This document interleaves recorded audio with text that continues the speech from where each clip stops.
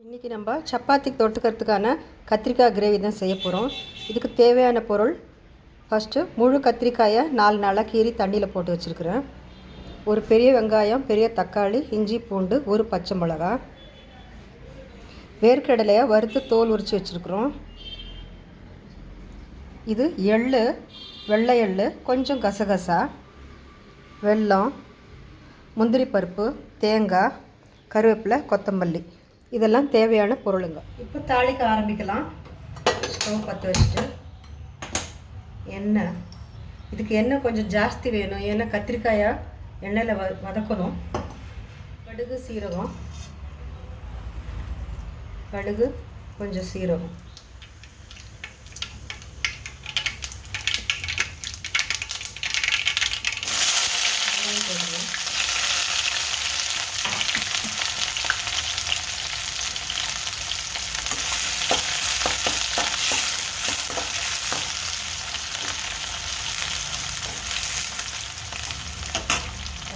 இஞ்சி பூண்டு பேஸ்ட்டு நுணுக்கி வச்சுக்கணும். இஞ்சி பூண்டு பேஸ்ட்டு, அடுத்து தக்காளி.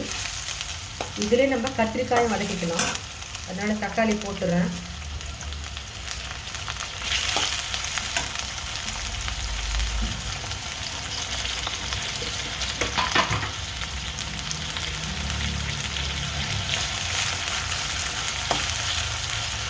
உங்களுக்கு வேணும்னா கத்திரிக்காயை தனியாக எண்ணெயில் முழுகிற அளவுக்கு டீப் ஃப்ரை கூட பண்ணி போட்டுக்கலாம். கலர் மர வரைக்கும் ஃப்ரை பண்ணிவிட்டு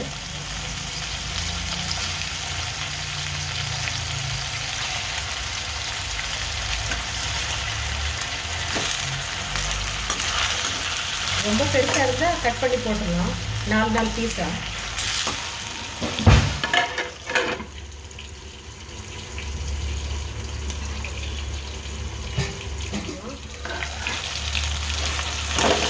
பரட்டி விடுவோம்.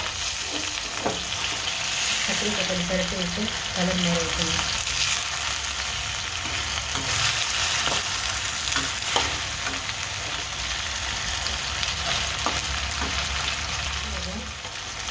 தண்ணி ஊற்றிக்கணும். கத்திரிக்காய் நல்லா வேக விடணும், நல்லா குழையிற அளவுக்கு வேகணும்.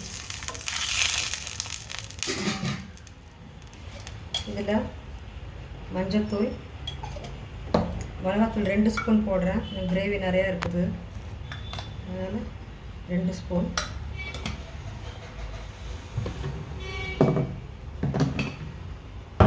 உப்பு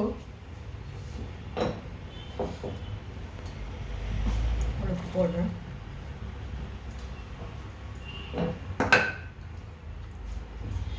இது நல்லா வேக வைக்கணும். மஞ்சத்தூள், மிளகாத்தூள், உப்பு போட்டு கத்திரிக்காய் நல்லா வேக வைக்கணும். அதுக்குள்ளே அது தேவையான தேங்காய் மசாலா அரைச்சிட்டு வந்துடணும். குழைய வேக வைக்கணும் நல்லா. இப்போ இதில் அரைக்கிறதுக்கு தேவையானதெல்லாம் சேர்த்துக்கலாம். தேங்காய் ஃபஸ்ட்டு தேவையான அளவு தேங்காய் போட்டுக்கலாம். 4 முந்திரி பருப்பு, எள்ளு, கசகசா, வேர்க்கடலை வறுத்து தோல் உரிச்சது, அதையும் சேர்த்துக்கணும்.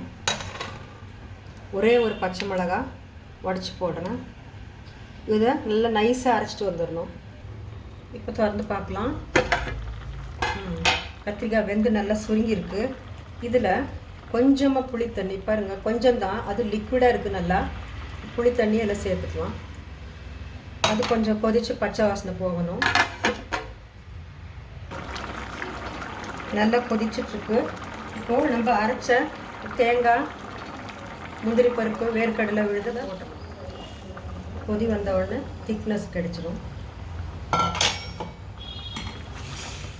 இது டிஃப்ரெண்ட் டேஸ்ட்டில் இருக்கும், சாப்பிட்டு பாருங்கள். இது திக்காகிற வரைக்கும் நல்லா கொதிக்கட்டும். ரொம்ப நல்லா இருக்கும். கர்நாடகாவில் ஃபேமஸ்ஸு பதனக்காய் மசாலா. இதுலேயே கொஞ்சம் கருவேப்பிலையும் போட்டுடலாம். இப்போ கிரேவி நல்லா திக்காயிடுச்சு. இதில் அடுத்து வெல்லம் தூள் பண்ணி வச்சுருக்கிறது எல்லாத்தையும் போட்டுடுறேன். கொத்தமல்லி, அவ்வளோதான், நம்ம டிஷ்ஷு ரெடி ஆயிடுச்சு. சப்பாத்தி ஒன்று தான் செய்யணும். எவ்வளோ திக்னஸ் வந்துருக்கு பாருங்கள். முழு கத்திரிக்காயும் நல்லா வெந்திருக்குது. டேஸ்ட் பண்ணிவிட்டு உப்பு காரம்லாம் அட்ஜஸ்ட் பண்ணிக்கலாம். வெல்லம் ஆனால் போட்டே ஆகணும், அப்போ தான் அது யூனிக் டேஸ்ட் கொடுக்கும். இப்போ நம்மளோட கிரேவி ரெடி.